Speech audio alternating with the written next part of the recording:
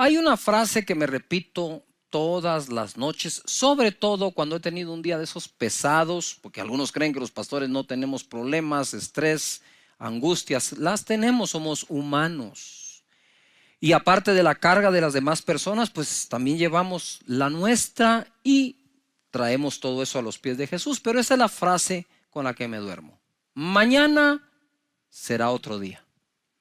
Bástale a cada día su propio mal, ¿verdad? Y como digo yo siempre, ya cuando llega ese momento, digo yo, y este muñeco se mete en su estuche para amanecer con nueva misericordia al día siguiente. ¿Qué tal si le damos un vistazo al futuro? Les he leído este salmo varias veces. Quiero que me aguanten, por favor, porque es bueno repasarlo y es solo para poderme introducir a lo que viene. El Salmo 23 es un salmo progresivo. Si cumples con la primera línea, se cumplirá la segunda, se cumplirá la tercera y así sucesivamente hasta terminarlo. Dice la escritura, Jehová es mi pastor. A ver todos, eso es, nada me faltará. El que cree que Dios es su pastor, cree que no le falta nada. Entonces sigue el siguiente verso, en lugares de delicados pastos me hará descansar.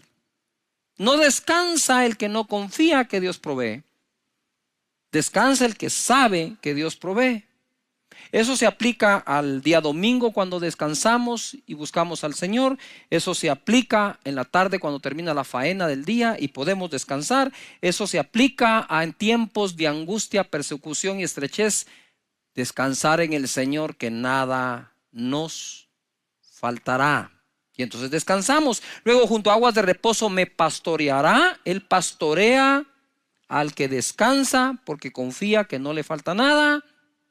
Confortará mi alma. Él conforta el alma de aquel a quien puede pastorear porque toma tiempo de descansar debido a que cree que nada le faltará. Después dice, me guiará por sendas de justicia por amor de su nombre. Es mucho más fácil oír las instrucciones de cómo ser guiado por Dios cuando estamos siendo confortados, porque somos pastoreados, porque estamos descansando, porque confiamos que no nos falta nada. Aunque dice, me guiará por sendas de justicia por amor de su nombre, aunque ande en valle de sombras de muerte, no temeré mal alguno, porque tú estarás conmigo. De nuevo es progresivo. Cuando ya somos pastoreados porque descansamos, porque confiamos, Él nos guía por senda de justicia. Y si atravesamos un valle de sombra de muerte, no temeremos mal alguno, porque Él está con nosotros. Tu vara y tu cayado nos infundirán aliento. Aderezas mesa delante de mí en presencia de mis angustiadores. Unges mi cabeza con aceite, mi copa está rebosando. Ciertamente el bien y la misericordia me seguirán todos los días de mi vida, y en la casa de Jehová moraré por largos días. Progresivo. Todo en futuro. Lo que David hacía era echarle un vistazo al futuro, ojo, basado en la fe y confianza que le tenía a Dios. Tú puedes imaginar un futuro de acuerdo a la confianza que en Dios tienes. No me va a faltar. La escritura no dice, Jehová es mi pastor, nada me faltará mientras tenga trabajo, me den aumento, el salario alcance. Entonces, ¿en qué quedamos? Nada nos faltará porque Él es nuestro pastor. Punto. Y luego va progresando el salmo y le echa un vistazo. Dice, e incluso considera, mira, David era un hombre de tanta fe, está dentro de los héroes de la fe en Hebreos 11. Sin embargo, él está considerando un futuro aún peligroso.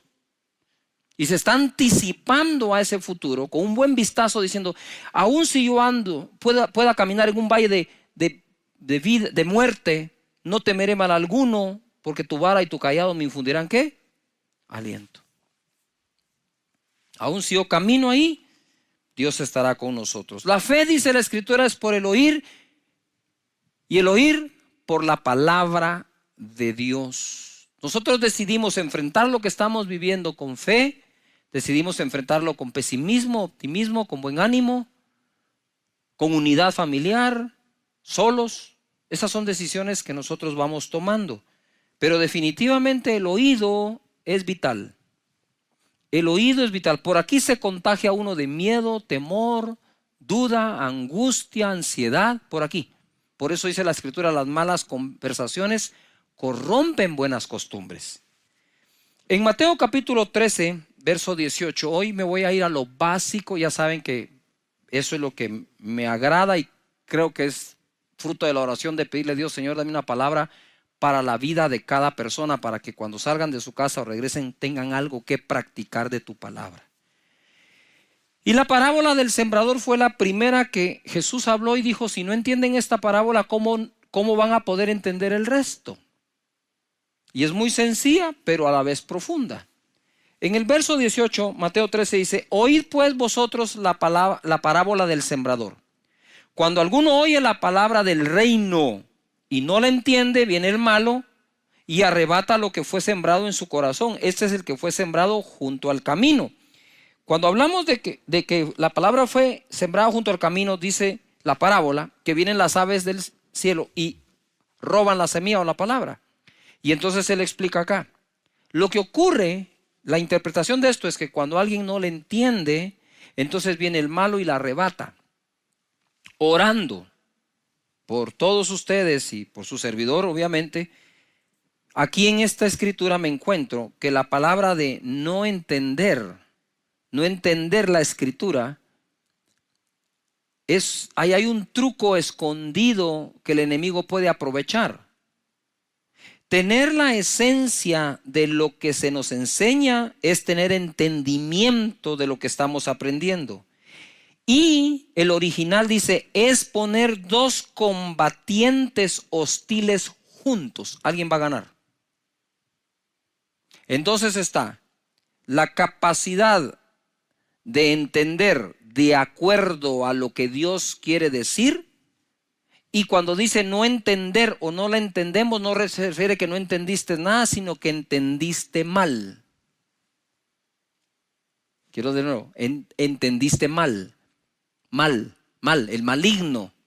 Él sembró otro entendimiento. Y es así como se roba la palabra o el entendimiento de lo que venía de parte de Dios para tu vida. El enemigo roba la palabra por medio de darnos otro entendimiento. Él no desea evitar la renovación de nuestro entendimiento, sino darnos otro para que seamos transformados, pero no de manera que experimentemos la voluntad de Dios, sino opuesta a eso. Eso es lo que el enemigo va a tratar de hacer. Por lo tanto, tenemos que cuidar cómo escuchamos y cómo entendemos la palabra del Señor. Por ejemplo, la Biblia dice que la voluntad de Dios es buena, agradable y perfecta.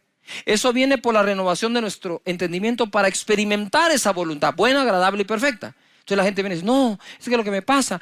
Y entonces no tienes el entendimiento que las Escrituras te ofrecen, sino el entendimiento que alguien más te está ofreciendo. Dios es bueno, Dios tiene misericordia todos los días de nuestra vida.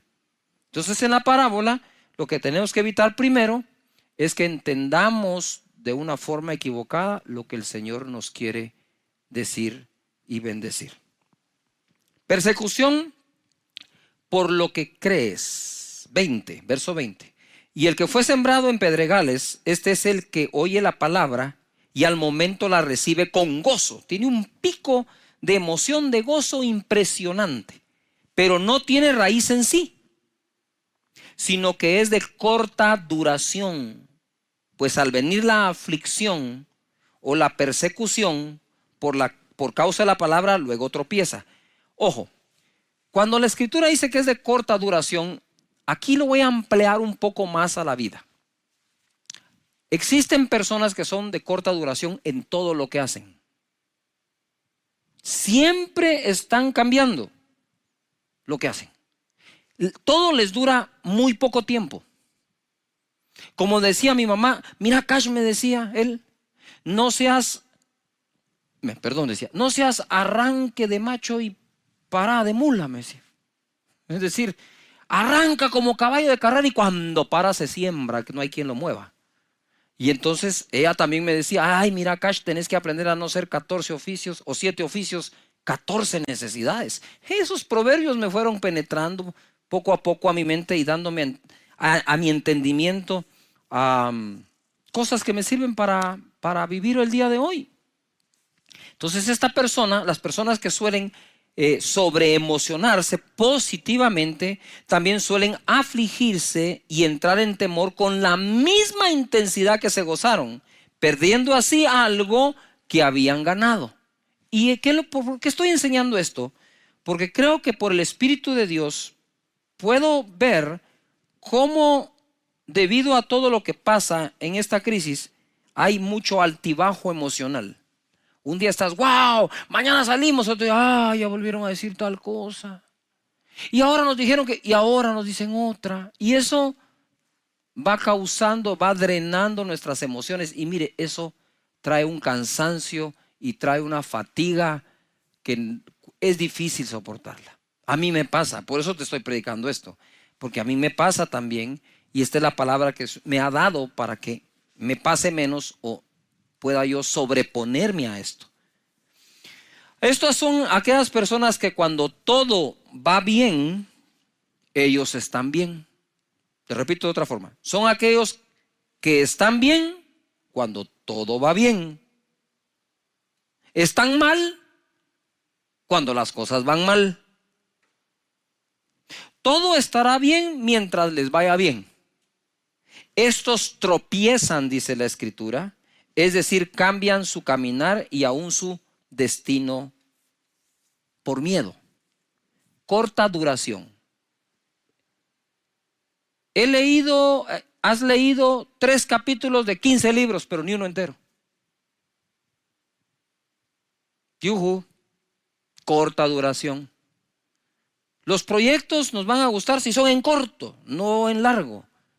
Entonces, cuando soy una persona dada a la corta duración, y luego entonces me emociono cuando recibo la palabra de Dios, pero le aplico la misma conducta de mi carácter. Le aplico a la Escritura la misma conducta diciendo, wow, sí, gloria a Dios, aleluya. Y para abajo otra vez. Entonces hay que componer el oído para entender, hay que componer el carácter también en nuestra vida para tener una mejor tierra para la palabra que Dios nos está dando. Esta palabra de Dios, según Hebreos 4:12, dice que es así. Porque la palabra de Dios es viva y eficaz y más penetrante o cortante que toda espada de 2 filos, ojo, y penetra hasta partir el alma, donde están todas las emociones, y el espíritu, que es el que se conecta con Dios, las coyunturas y los tuétanos, y discierne los pensamientos y las intenciones del corazón. La palabra que Dios te quiere dar constantemente está viva, tiene vida, está viva y es eficaz, es eficiente, es algo que me va a hacer lograr algo bien hecho. Esta palabra, según Mateo 13:22, dice, el que fue sembrado, esta es la tercera tipo de tierra, entre espinos, este es el que oye la palabra, todo la oye, pero el afán de este siglo, el afán de este siglo y el engaño de las riquezas ahogan la palabra y se hace infructuosa.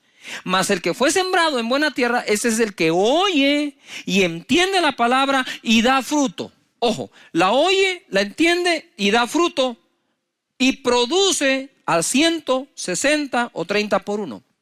Es un error creer que la buena tierra es únicamente aquella que da 100% del fruto. ¿Qué estamos diciendo en la parábola del sembrador? Es cuando Dios te da una palabra, cuando oyes una prédica, si dieras el fruto de esa palabra, dieras solo el 30%, ya eres buena tierra, así que no hay ninguna condenación. Pero si nosotros vamos limpiándonos de espinos y de abrojos, del afán de la vida, sí, del engaño de la riqueza, de las emociones mal manejadas y de no entenderla, entonces podemos crecer del 30 al 60 al 100%.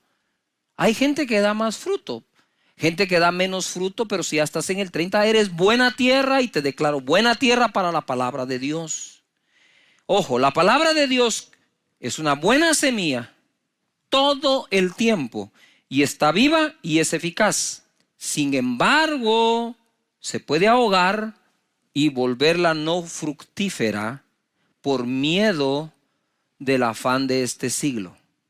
¿Qué es el afán de este siglo? Familia que estás allí. El afán de este siglo es básico, elemental. ¿Cuál es? ¿Qué comer, qué vestir, trabajo, paga, salario, empresa, ventas? ¿No es eso el afán de todos los días? ¿No es eso a lo que salís todos los días cuando vas a trabajar? Y luego a veces se nos acusan a las personas que queremos enseñarles cómo a través de la palabra de Dios les va bien ahí. Cuando, si no puedo llevar la palabra de Dios a mi trabajo y a la familia, ¿a dónde la puedo llevar?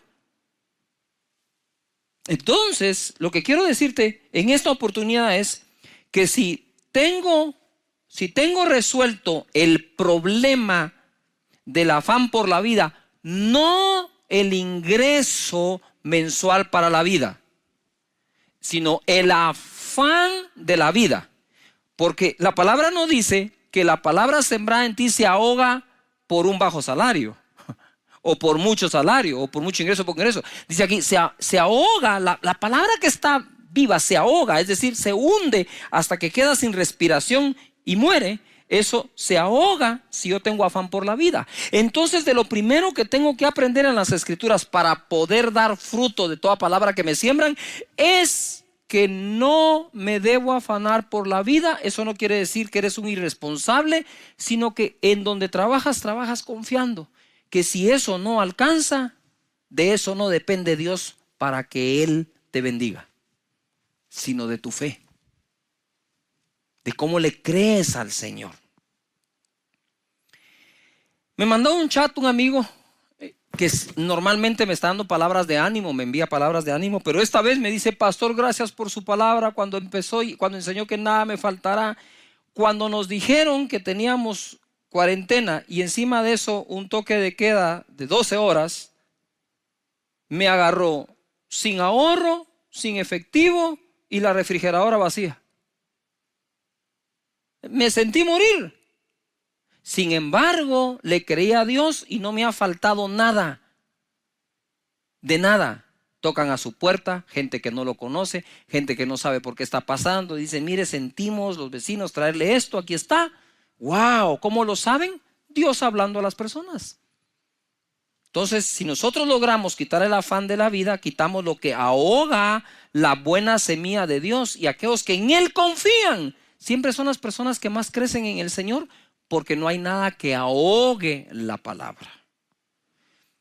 En Romanos capítulo 8, verso 31, hay un verso, este verso a mí me parte el corazón, porque es el amor de Dios expresado de una manera inmensa.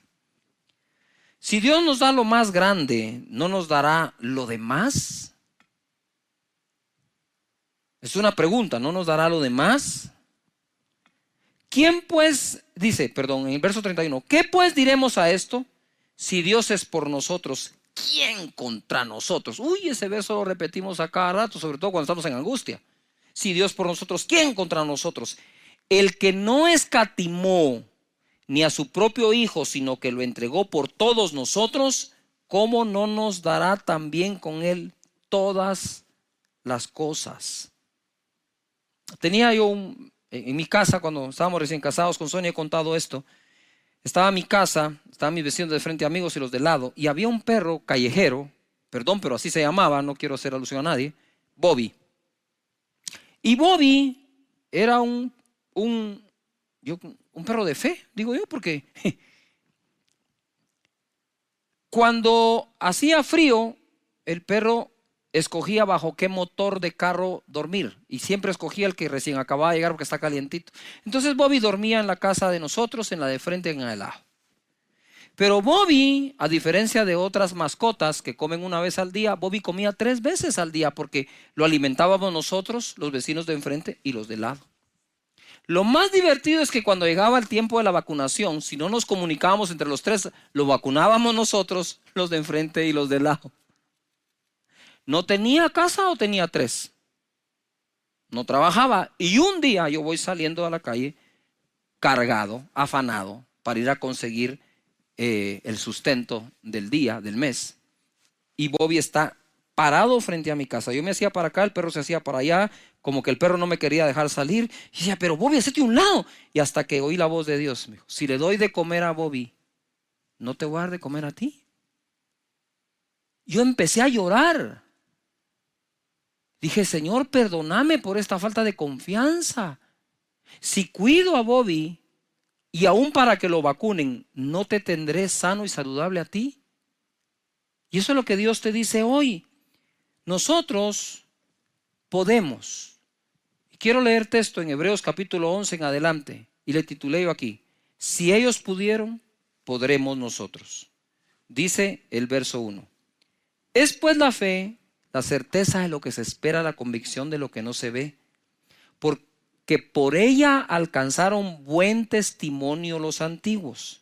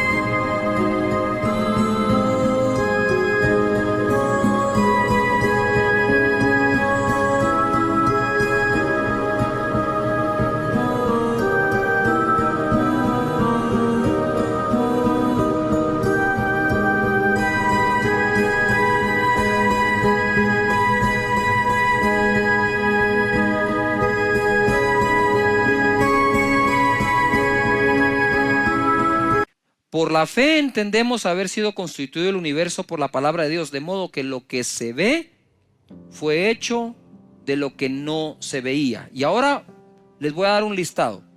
Y ustedes lo revisan en casa, lo estudian con toda su familia. Esto va a estar muy bonito. Verso 4. Por la fe Abel ofreció a Dios más excelente sacrificio que Caín. Paréntesis. Ustedes saben que la primera obra de fe que registra la Biblia entera fue la ofrenda de Abel.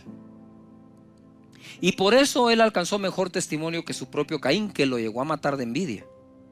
5. Por la fe Enoc fue traspuesto para no ver muerte. 7. Por la fe Noé, cuando fue advertido por Dios acerca de cosas que aún no se veían, etc. Entonces por la fe Abel, por la fe Enoc, por la fe Noé. Verso 8. Por la fe Abraham, siendo llamado, obedeció para salir del lugar que había de recibir como herencia y salió sin saber a dónde iba. Por la fe habitó como extranjero en la tierra prometida, como en tierra ajena, morando en tiendas con Isaac y Jacob, coherederos de la misma promesa. Por la fe, verso 11, Sara concibió siendo estéril. Verso 20, por la fe bendijo Isaac a Jacob y a Esaú respecto a cosas venideras. Verso 21, por la fe Jacob. Verso 22, por la fe José. Verso 23, por la fe Moisés. Verso 30, por la fe cayeron los muros de Jericó después de rodearlos 7 días. Por la fe Rahab. Verso 32, ¿y qué más digo? Porque el tiempo me faltaría contando de: por la fe Gedeón, por la fe Barak, por la fe Sansón, por la fe Jefté, por la fe David, así por la fe Samuel y por la fe todos los profetas. ¿Quiere que le presente otra fórmula? No funciona otra fórmula.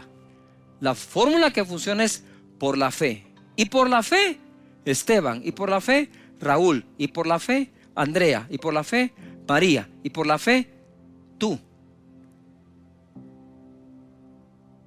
Por la fe tú. Dice la escritura en el verso 33, mire lo que lograron por la fe. Todos. O sea, más, como dicen en mi tierra, más claro no canta un gallo, pues. Ya está claro cómo es. Verso 33. Que por fe, ¿por qué? Por fe, así es, por fe. Certeza de lo que se espera, convicción de lo que no se ve. Y estamos en medio de una situación muy...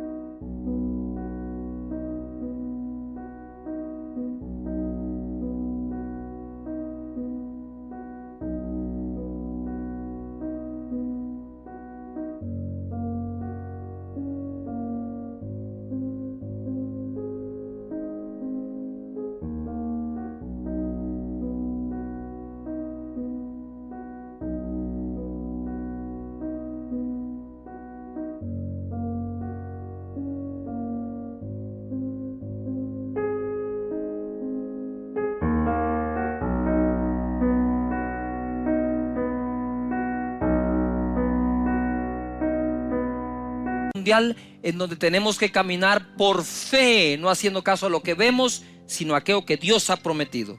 Por la fe conquistaron reinos, hicieron justicia, alcanzaron promesas, taparon boca de leones, apagaron fuegos impetuosos, evitaron filo de espada, sacaron fuerza de debilidad, se hicieron fuertes en batallas, pusieron en fuga a ejércitos extranjeros.